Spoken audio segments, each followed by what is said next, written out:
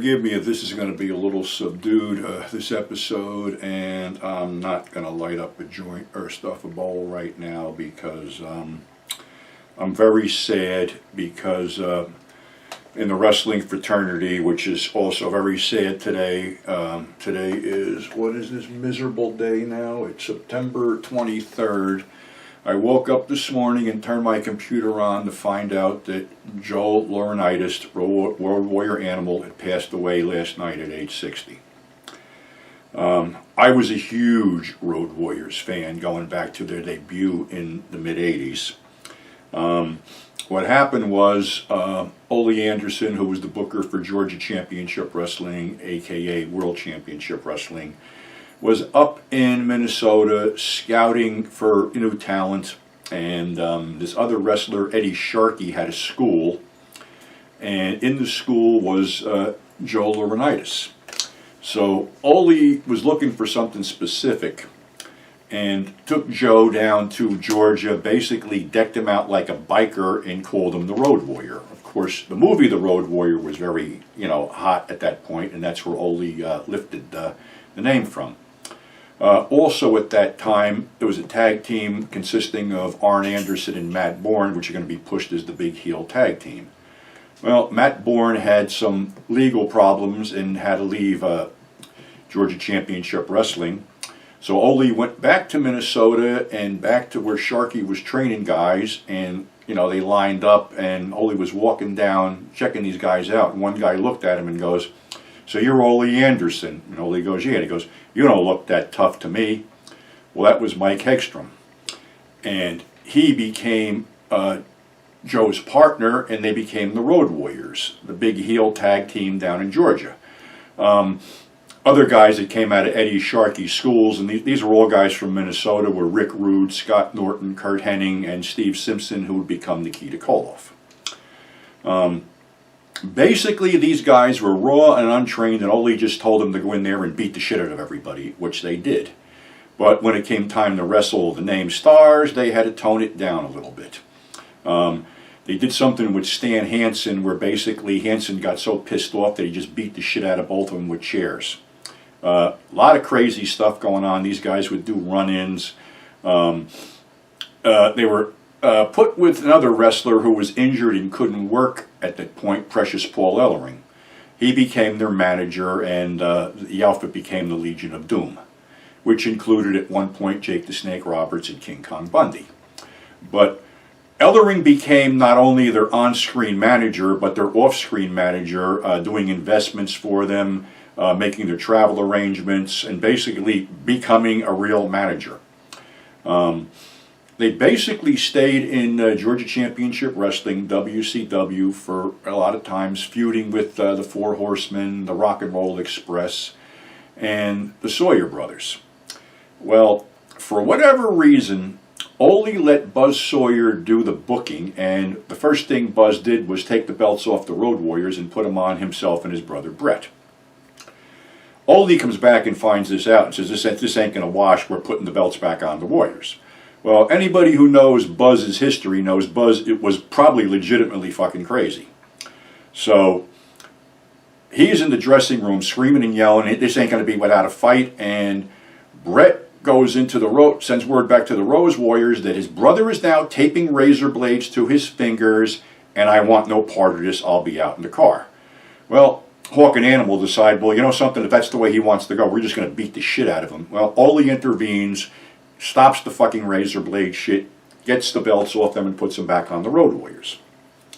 Road Warriors wound up in the AWA, taking those tag team titles also, and then eventually wound up in the WWE, where Vince wasn't really on their side because they did something that Vince didn't like, which was copyright their names. So Vince basically couldn't steal their names like he did to a lot of other people.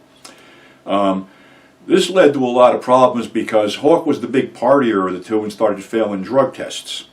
And then Animal hurt his back and was out of action. And Hawk, was doing indie shows, wrestled Terry Funk, wrestled for ECW, wound up in Japan with another partner, which sort of pissed Animal off. And they got back together. My whole thing was I was such a fan of these guys that we were down hanging out in a bar, and one guy that we hung out with had a small plane.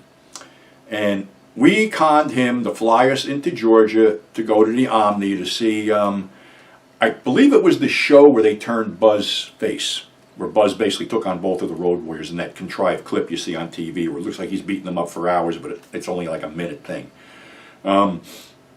Was down in Florida with my former wife and a friend of mine and his wife when we saw the advertisement in the paper that the Road Warriors would be taking on Kevin Sullivan and Maka Singh, who was Bob Roop, at the Eddie Grindhouse. So we drove down there, got tickets. Always a great show down there. It was the main event, Road Warriors against Singh and Sullivan. They're beating the shit out of each other when all of a sudden the Purple Haze, Mark Lewin, comes out and puts a sleeper hold on Precious Paul, who was at ringside. This brings out Blackjack Mulligan. Well, they brawl all over the place, end out in the parking lot, brawling in the parking lot. Of course, we all followed them. Had I had known that the Eddie Grindhousepurgatory was close to one of the biggest rattlesnake dens in Florida, I would have never went out in the parking lot, because a kind of conversation with J.J. Dillon a few years ago, he told me that the first guy who got to the building had to go in and check for rattlesnakes.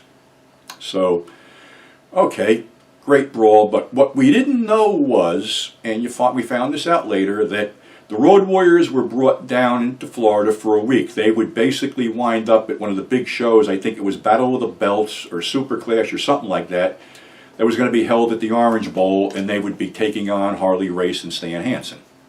The thing was, when they came in, they said, we're not doing jobs. In other words, we're not going to lose.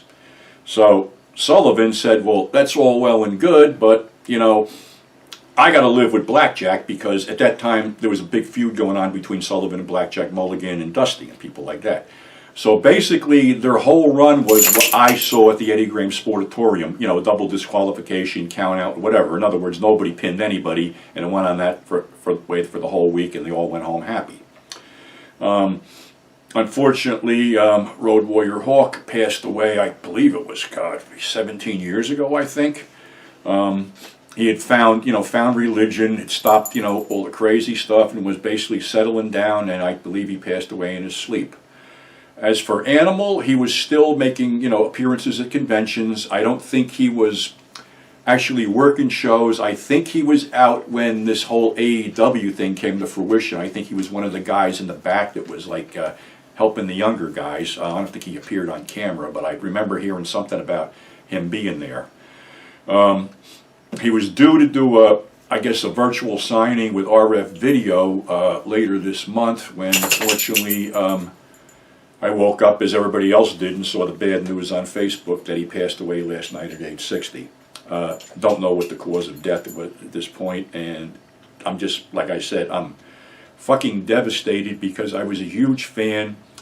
These guys were unbelievable. They probably one of the greatest tag teams of all times. They took on just about everybody from the Midnight Express, the Rock and Roll Express, the Four Horsemen, the Samoan SWAT team, and any combination of a bunch of them. And just great workers, great performers, and what a great interview they did.